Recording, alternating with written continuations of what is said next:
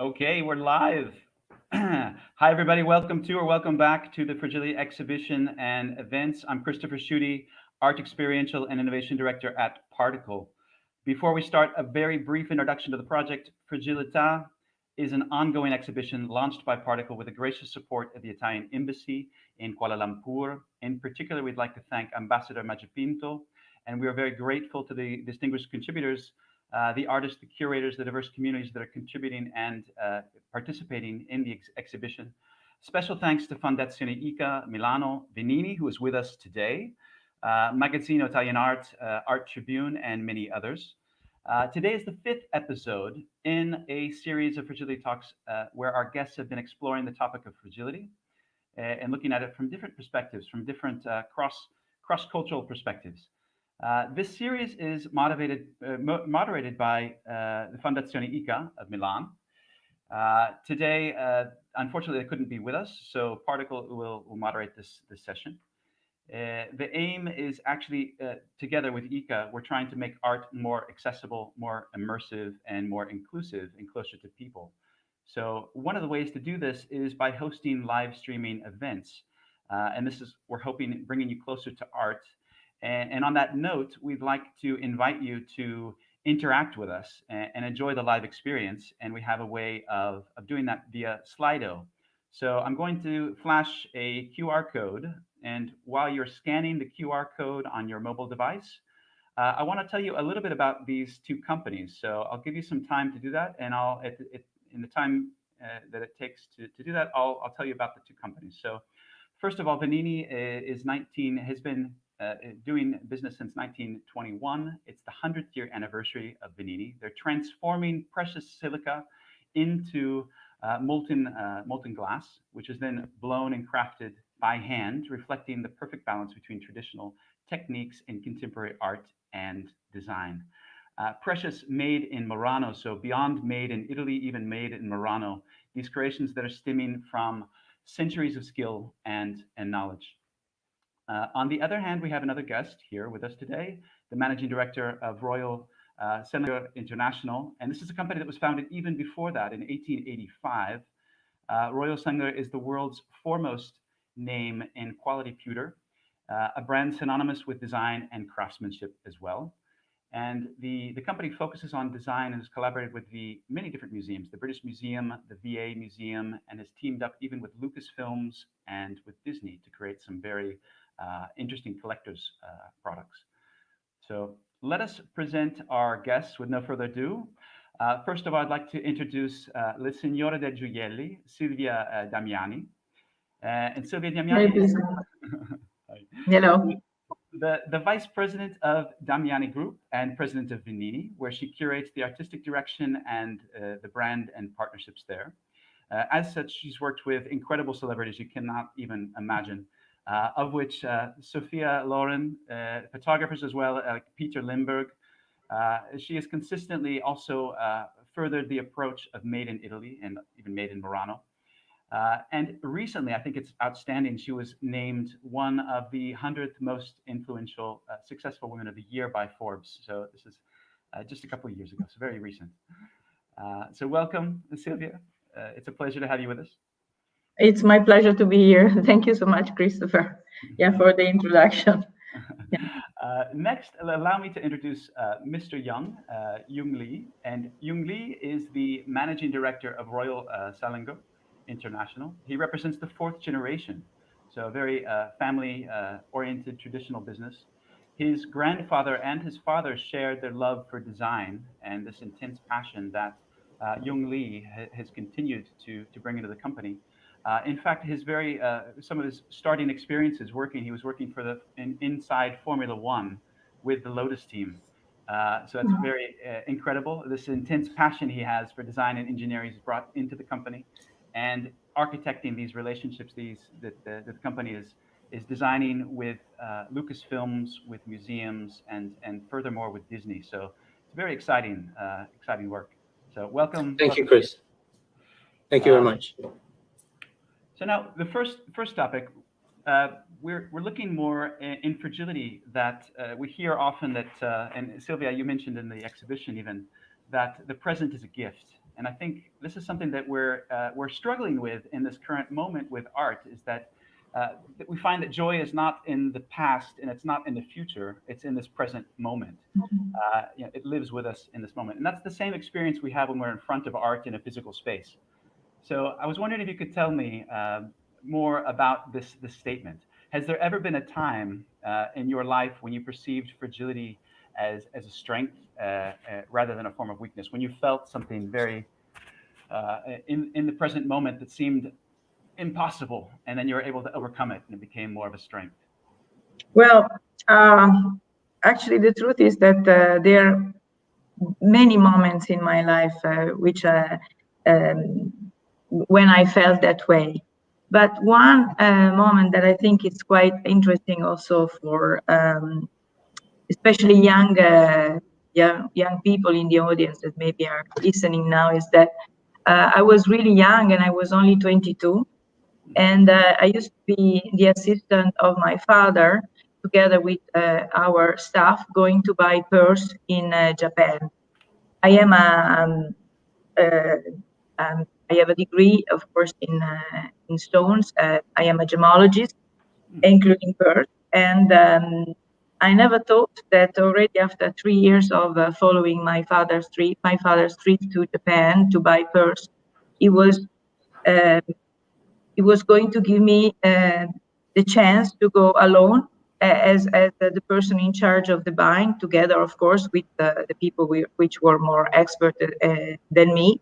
But I was in charge of the buying, all of the process of the negotiation. So I was the one in charge, and I didn't believe it was going to give me that honor and this responsibility so young. And I still remember asking, "Are you sure I can do that?" I mean, I felt so fragile, so basically nothing, because I said, "I am so young, I always have been your assistant."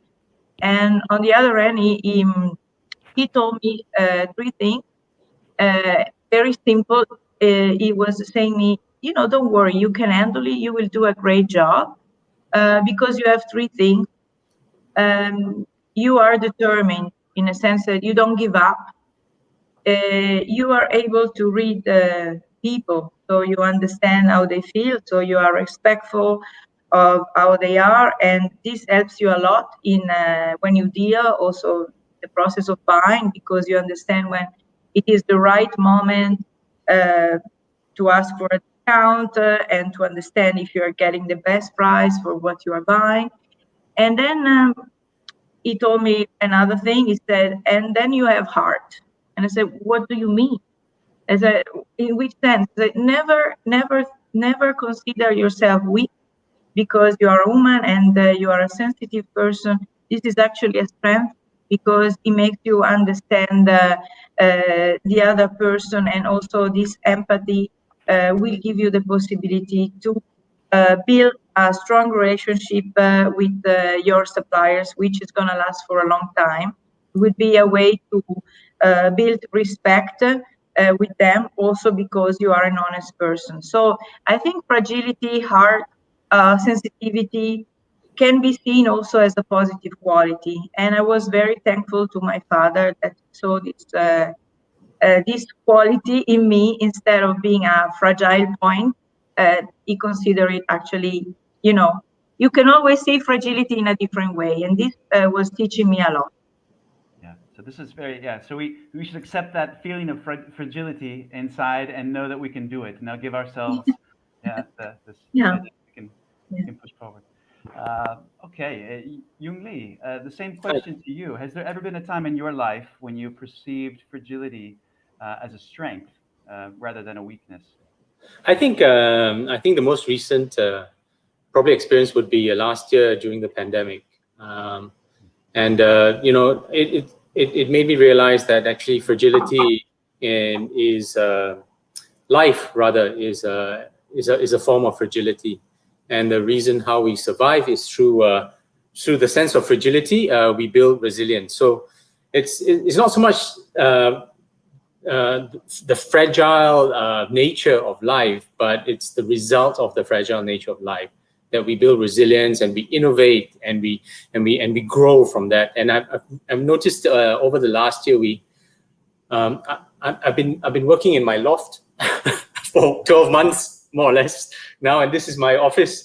But we adapt and we innovate, and connecting with people, whether or not it's through a visual connection like how we're doing now, which makes things very easy. I don't have to get on a plane and come and see you, but also the loss of a human touch is also quite a fragile thing, and how do we grow from that, and how do we start adapting to it is a great experience. I mean, the last year has been a wonderful experience for us, as for me anyway, because the last time that modern civilization has ever faced something like this was in the early 1900s.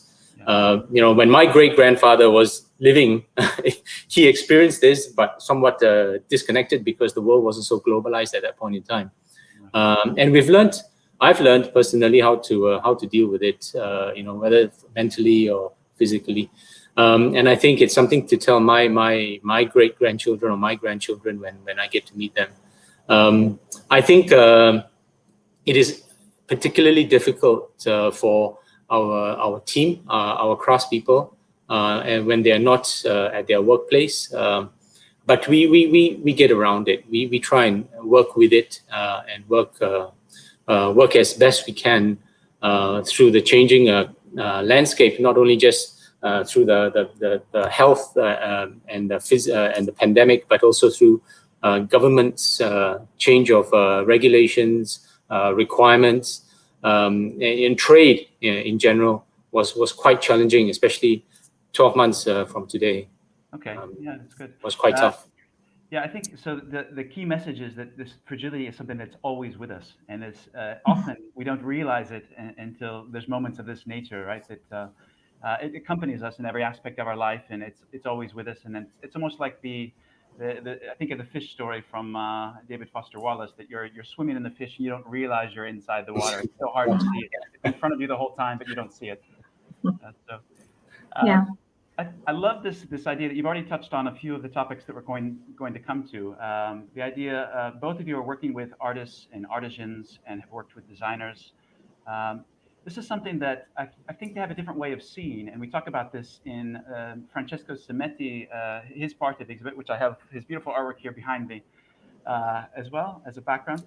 But he's looking at nature and the process of resilience and how that this creativity can be expressed that opens up new paths, this idea of resilience. And a lot of artists and artisans have this inside them, and sort of an intrinsic quality to artists. They don't really know how to maybe verbalize it, or they don't have to even express it. They do it through their work, And I wanted to see, I mean, you're both very innovative companies, working and transforming materials from a very raw material into something that's beautiful. It takes a whole new form. How are the people fundamental in the process of this fragility to solidity? Where is their sensitivity coming into play inside this process? If you can talk a bit about that. I'll give the word to Silvia. I'll let you think about it. You've got to. Well, I think both the company that I represent, when I talk about even Damiani that use metal, it is anyway a fragile moment when the gold is melted, and then when you see it then in is a solid form again. You always have to check that everything in the process went perfectly. So you feel like the fragility of a moment. In a moment, everything can become solid in the wrong way or in the perfect way. So I think that moment is a kind of moment when our maestri orafi, which means gold masters, and also even more the glass masters. The funny thing, I mean, the very particular thing is that we call them master in both the companies. They feel a little bit the sensation of they feel they don't have power to what nature is gonna do, because they can follow the process and master the process till a certain point. Right. Then they have to wait. And you see even more when the masters are working with the glass, because from you know, I don't know, but just make it simple, glass comes from a special sand that then is transformed with certain oxidation with different materials, which makes different colors. And then with a very high heat, it melts. And then with this melting material, then very quickly, the master, they have to mount blow and make the piece. It's something very, very quick. Yeah. And in a moment, everything can break. And then you cannot even put the piece in an oven, cook, and then become what is a vase or a work of art glass. I think the main moment of fragility is the moment when they have to wait, and then that they in a way they have. I'm sorry. I mean, I can say in this way, they have just to hope or pray. I think this is a kind of moment where I think they cannot be the master, so they cannot master what they do. I think maybe Yong Lee, you have the same feeling in a different way, but maybe very similar, I guess. I don't know. I think it's No, you're very right. Go ahead. No, I think it's true, and I think it's also it's understanding and respecting the material that we work in. I think that's the most important thing. And although we work in pewter, which is an alloy of tin, we have to, because tin is very soft. We add copper and we add antimony to make it a little bit harder, but still it's not hard enough. So when you drop it, it will dent. And but that's the beauty, and that is the characteristic of the material that we work with. And because of the beauty of the material, it can take form and function that is way beyond anything else like stainless steel or even aluminium. But I think the story starts not only just in the crafting, and I'm sure, Silvia, you understand the whole design process needs to appreciate the material that we work in. So whether it's down to silly things like cross-sectional areas, or how we solder and how we stick and put pieces together. Now, even when we were to marry, say for example, pewter onto glass, all that whole thought process is more than just the craftsmanship. The design process is also part of the craftsmanship. If you get where I'm coming from, but the idea of craftsmanship, or we call them pewter smiths, is I think it's a labor of love. Sometimes for business, it's very frustrating because you just have to say, okay, stop, enough already, enough, but they want to always push the boundaries, and it's a very, very small, very fine balance between putting too much labor of love into the product and making sure that it's commercially viable for our customers. So it's a very fine balance, but all of them, from the designers to the smiths, even to the retail stores and to the marketing people, we all enjoy what we do, and that's why we've been doing it for 136 years, because it's fun. Yeah, that's incredible. This is great ideas here that are coming out. One is, I think that artists sort of have this ability to actually transform materials because of what they know, the skill that they've acquired, and they become sort of a vessel, a flute, let's say, to be played, or this kind of thing, that they don't even know where the end. They're trusting the process, that something's going to emerge that's going to be beautiful, right? And then to kind of transcend that, they just have to let go at the same time, and that's kind of a fragility in the process there. So I think it's a fantastic idea to look at there. I wanted to take a next step into empathy, and if we look at, you're both running businesses that are historic businesses, and what we're seeing is also the way of applying empathy, and the way of listening to each other is changing, and empathy is becoming a skill for the 21st century that is extremely important, especially in this period now. I see it, with my daughter who's working from, or going school at a distance. So she's concerned about these kind of things. Now, the new generation is looking at how to kind of keep those relationships live and listen to your friends, even if it's digital. Can we still find ways to connect? And so, I'd like to know from your perspective, and over the last year and the pandemic and this period we're living, how has you seen your company change because of this fragility? How are people listening to each other, and how are they connecting inside your company differently? Is there something that maybe Young Lee, if you could start us off? Oh, good Lord. The difficult question first. Okay. Well, it's quite obviously I've never experienced this situation before for a long time in my life, and I've been referring to a lot of listening to a lot of people talk about mental health and coping with separation in a way from a work situation or from families, right? Because during the lockdown, during COVID, during the lockdown, we were not allowed to get back to work. What I had to do was to write a lot of emails, broadcast a lot of emails to everybody, saying that, look, we're all okay, we're all still here, we're trying to get over all the difficulties and the red tape that the government's putting out on the currently to control the virus. We can get people into business because we were running an online store, so we could actually work with the warehouse, with our warehouse, and get products out to the marketplace.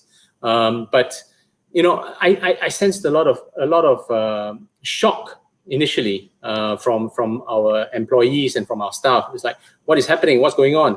And a lot of anger as well, a lot of frustration, because they want to get back to work. They want to make their beautiful products. They want to see their colleagues and their peers. And suddenly you feel a lot of resentment from them. They go through this whole phase of anger, resentment, and finally, after maybe about 7 or 8 or even 10 days, they accept it. And I think the speed of this whole cycle of shock, anger, resentment, and acceptance is how fast they get through that process. And for leaders or for managers or for stewards in the organization, we need to sense which staff or which person is going through that process faster or slower. And I've noticed, yes, of course, there is cabin fever. People are feeling pressured, or especially when they're living with their families, doing online schooling and classes around the room. They're getting pressured.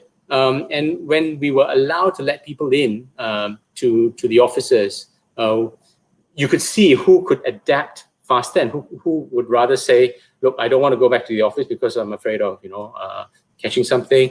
But we as owners, business owners, had to adapt to that and make sure that they're allowed to work. Flexibility, whether it's back at work or back at their desk rather, or still back at home, and allow that adaptability continue even now post pandemic, as we're coming through the recovery phase, allowing that to happen as well. But it's tough. I think the 21st century is going to be interesting. And we started the century rather differently than what we normally would. Yeah. So the roaring 20s, right? In a very different way. Yeah, very different. I still remember when, because the number itself, 2020 is such a beautiful number. So, I mean, on the other hand, I don't think it's a fantastic year to remember. But anyway, I personally think that, as you said, that empathy is getting more and more important. Also because, in a way, one of the few positive things of this pandemic, which unfortunately also caused the death of so many people, is that, in a way, put all humanity in the same problem. So in a way, they also, I mean, this situation is common to everybody.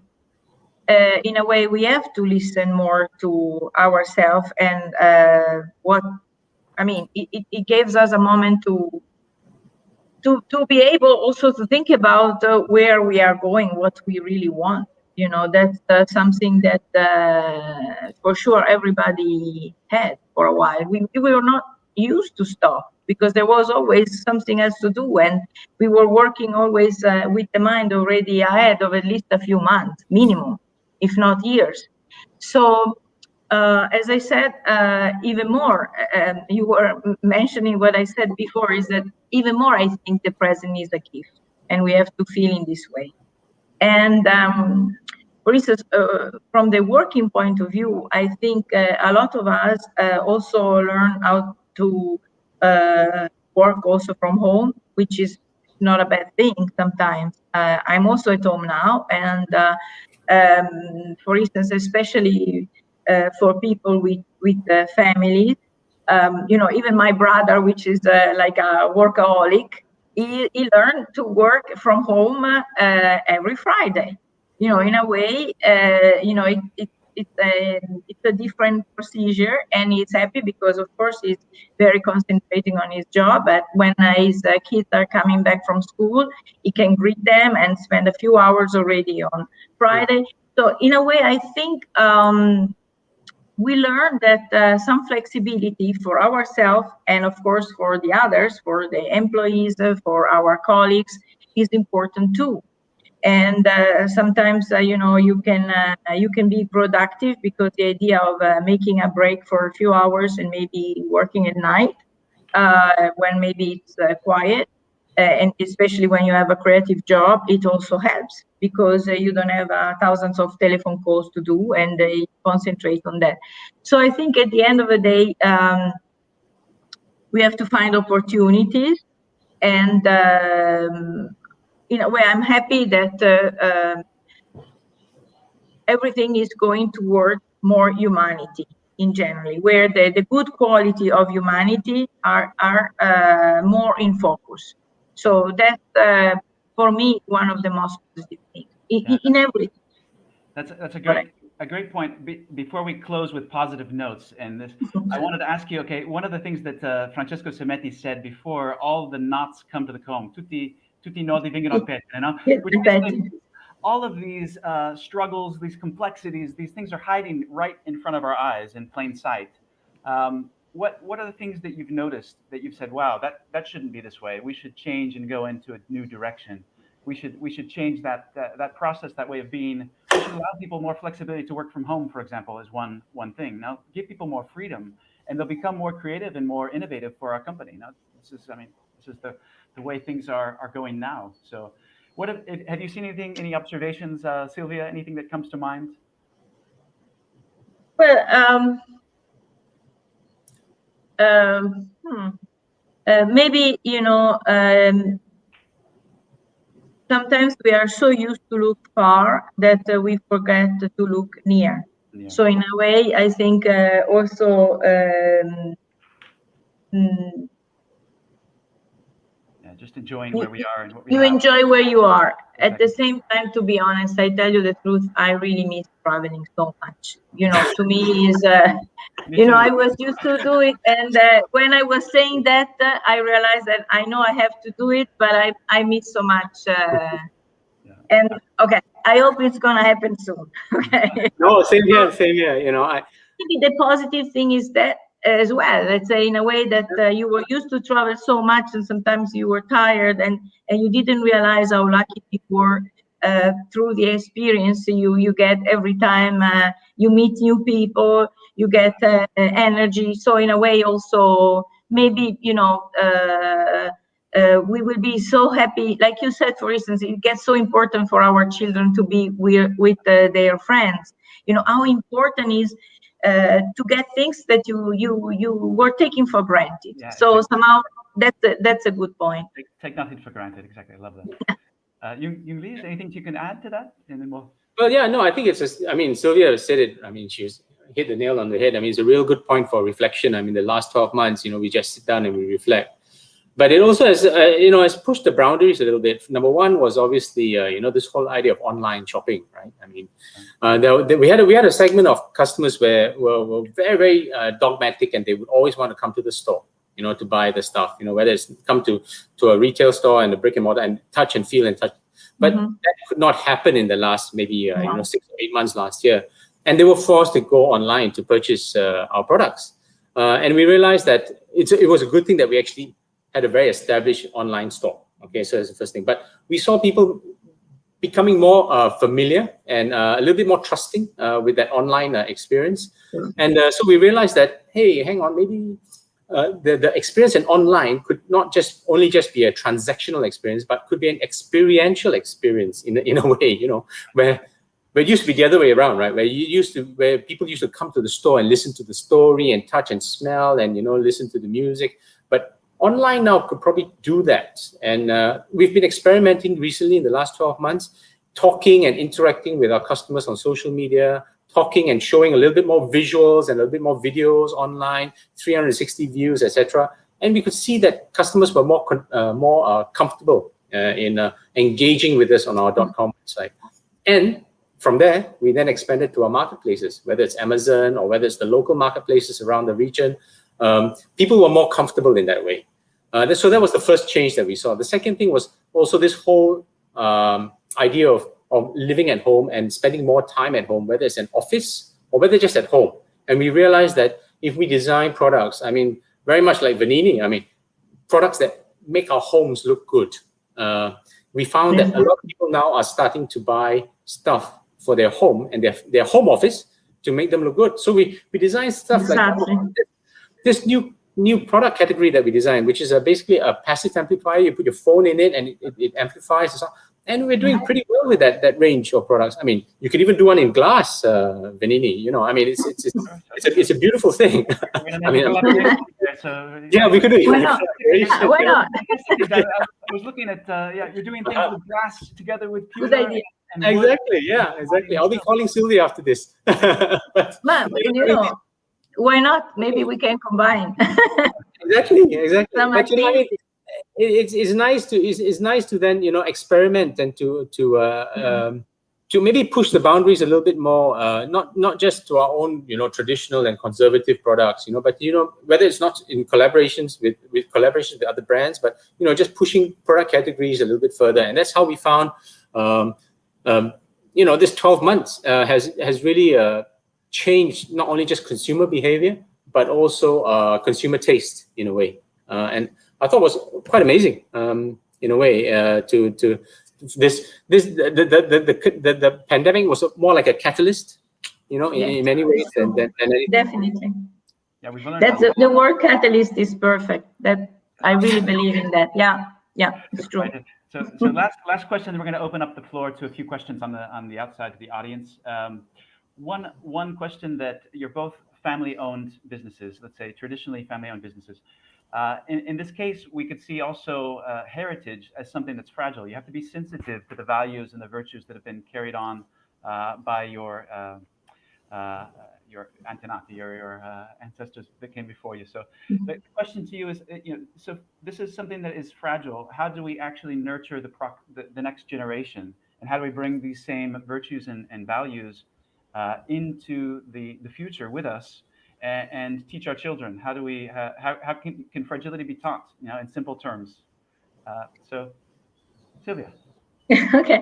Well, I think what happened to my brothers and I was that we basically lived with the passion that my parents were putting in what they were doing every day. And since we were young, we always have seen them with a lot of passion, loving their job, and I think that's the most important thing. It's something you start to breathe when you are very young, and you don't even have to say too many words. But you have to lead an example. The way you live, you have to live also through which are your values, the things that for you are important, and things get inside your children. I think. Yeah. Then, of course, it doesn't mean that even if a person loves a certain job, can do that job. That it's never guaranteed that the future generation is gonna decide to work in the company. at the moment, my brothers and I, all together, we have 7 children, which they all would love to join the company, but they're still too young, so we don't know. In a way, we hope that they will, and they will do it in the right way. But you know, we also put a lot of special steps that the new generation will have to reach before even thinking to come to work for the company. Because also what my parents were teaching my brother and I is that the company itself is like a living creature, because it is also the ensemble of all the people working in the company, which you have to respect.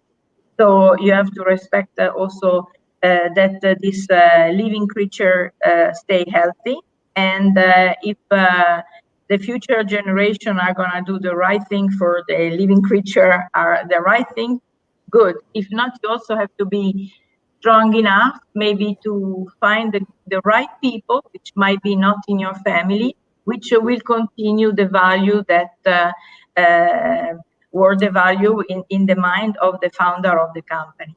So I think especially with people like Won Lee and me, we teach from our children what were taught to us. First of all, the respect of the tradition, and the strong work that you have to go to maintain and to continue and to make your company grow, and to respect also all the people working in your company. I'm sure that so something really modeling these values so you can actually show your children how what it is. And I love this idea of the company being like an organism, a living, breathing organism, something that you can be more empathetic to the company itself, and treat it as something that's going to live and grow, and it needs oxygen, it needs its own life. I love that. And you have to respect it. Good. Yeah, and it also deserves once in a while a kick up the backside every once, I mean, just to sure. Keep it alive, right? And sometimes I think I completely agree with Silvia. I mean, it could be a family member, it may not be a family member, but at the end of the day, it's the values of and I don't think it should be it's fair to give it to or to apply that pressure on the future generation that you have to run this company, because sometimes it could not be the right, he or she may not be the right person. Yeah. I'm 4th generation, so my kids are 5th generation, and they're going through university now, and they will be my daughter will graduate at the end of or in July this year as a mechanical engineer, and she, like me, also wants to go into Formula 1. So she will probably do that and spend some time there. But that's a good thing, because we decided about 20 over years ago, we decided as a family that we should not have this sense of entitlement, and so that's one of our values. That none of our family members are entitled to work in the family business. They have to find employment and vocation elsewhere, and then be invited to the family business after that by the family. So that's one of the values that we instill in our children. Yeah, it's better that they get their experience elsewhere before coming to the family business.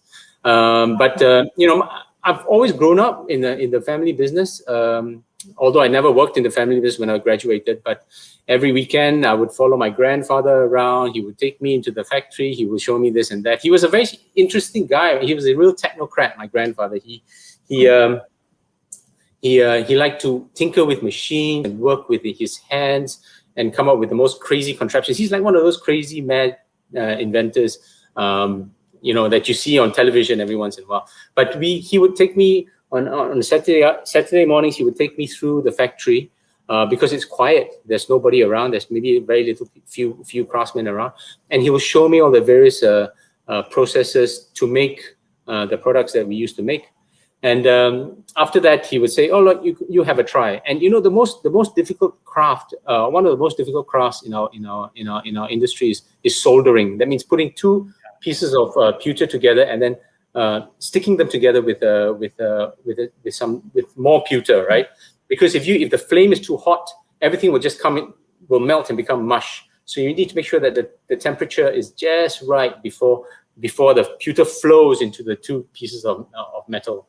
And that is a skill that I could never do, because he would show it to me, and now I'm there, you know, trying to balance the flame, and everything just melts, you know. And it's amazing to see our smiths do it so easily. And these kind of things my children get to see. They don't get to see. Fortunately, now we have a visitor center that allow people to come and visit and see how we make pewter.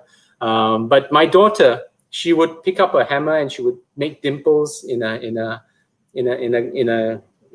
tumbler, and she enjoys it. You know, that's my younger daughter, who's now reading history of art. Very different. But I think one other value is that of the family is that we now have the luxury of providing or giving our generations the choice of, or rather the freedom of choice, right? They can go to fine art, or they can go to music, or they can do engineering. My father's generation and my grandfather's generation could not have that much freedom of choice, because at that time the company was still growing, the country was still growing. But now it's a different ball game altogether. But hopefully the family values still are instilled in my children and my children's generation, and moving on forward. Yeah. The good thing is that we still also have a book, so everything's written down. It's really incredible the abundance that we're living in now. I mean, how many? If you look at, it's crazy. You know, we're here in Milan, and we have car sharing. We have different 9 different choices of different sharing services to go around, from scooters to bikes. Now, so you've got all of these different things. We're living in a world that's it's incredible, the abundance. Let's break here. I think one of the key messages: take nothing for granted, though. I think is from Yong Yoon again. Even your own children. Now you have to earn it. You have to connect and be invited. Love that. So a couple questions. Just I'm going to try to synthesize and maybe put a few together. One is around brand communication. So I'm looking over to Silvia. The question really is, how are you empathizing more with your clients, and is your communication? Are you moderating your communication because of this more empathetic approach that people need in this period? Are you doing something there? Well, in a way, I don't see much of a difference in the way it's not more, but it's in a different way. It's not how much we empathize with our clients, but the way we empathize with them. Because, of course, we cannot be near. So, you know, in a way, we need to talk in different ways. So we can be more present in their life with something that gets to them, like a present or with specific dates. We try to be in touch, even if we cannot meet. And of course, you know, we try to customize even more what we do. In a sense, we try to know more about them. If I'm talking about Venini, we offer even a service of a kind of interior decorator, so that we help them more, because we know exactly what are their tastes, if they have a new house or a new place that they want to be with our pieces. Because Venini, of course, not just company which make vases and work of art, but also is very much in the lighting. So this is really a part of furnishing a house, and it's so important as well. So you have also to be with the client at an earlier stage, when they decide to renovate or to buy a new place. With Damiani in the jewelry, it's a different approach. So you know their taste, you know what maybe they would like to have. You have also to do a lot of customized jewelry. So in that sense, it's very much for whatever is just for them. That makes the difference.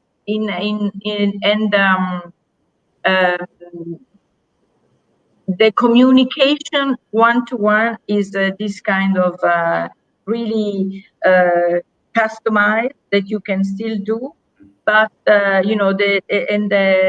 digital gives you also the possibility also to interact with the company, even to create your own jewelry, because you can play with maybe the stone or the kind of colors in the collection of Venini. So in a way, you use all the technology to personalize as much as possible what you do. That's the way you try to be near them. Yeah, I love the one-on-one. I think what you said even at the start of this episode, that using heart in connecting one-on-one and giving people a chance to play even, I think is key. There's a few other questions that are linked to community, so I wanted to go to that. I think we know that certain things from this pandemic are going to stay, and they're going to stay with us. Communication has changed, expectations have changed from on a customer side. Where as Particle, we're trying also to connect communities and foster that type of engagement in new ways. So I wanted to ask just the last question to Yoon Lee. What are you doing beyond, let's say, 360 videos and these kind of technologies? What are you doing to grow the community and sort of foster this more of a one-on-one relationship, as Silvia was mentioning? Are there any things that you're doing with communication as well? Yeah, I think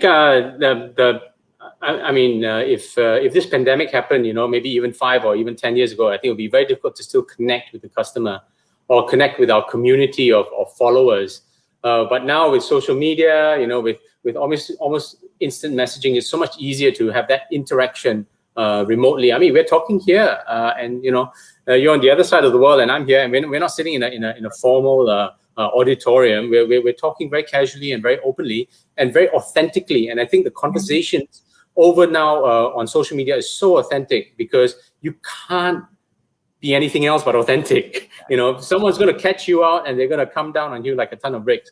So we've been having these very authentic communication, and we found out we did a campaign last year during the lockdown, and we wanted to celebrate our 135th year anniversary, and we wanted to do a big party, but then obviously lockdown happened, and we thought, okay, so how do we talk about the brands? How do we talk about our people, and how do we talk about our community, and to interact with our followers or our customers?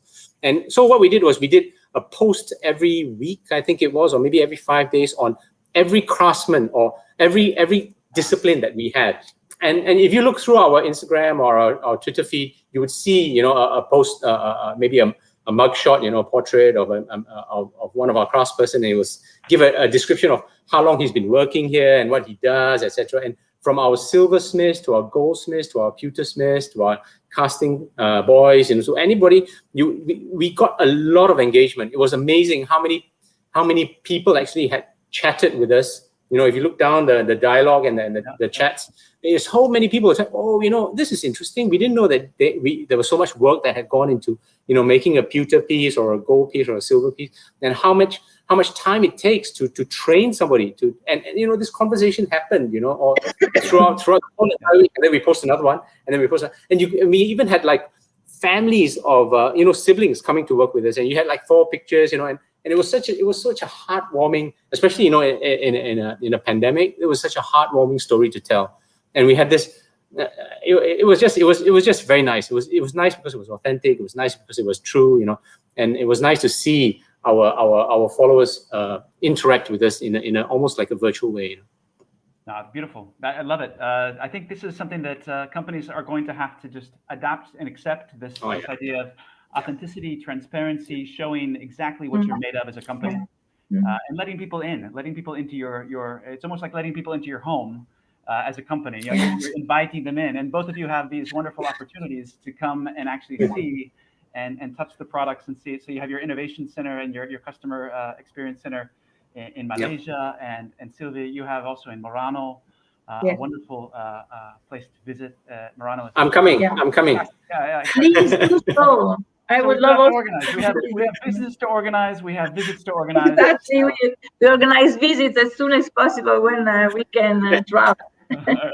Definitely. I appreciate both your time. It's been a fantastic hour almost together. So thank you for that. Very heartfelt sentiments and wonderful things to add to the exhibition on fragility. So we will bring your comments through social media and amplify these thoughts in the next days. So thank you so much. You're welcome to stay. No, thank you. And thank you both again. Thank you so much to you. It was a pleasure. And please, good to meet you guys. Let's see each other as soon as possible, either in Milan, Malaysia, and in Murano, please. Yeah, definitely.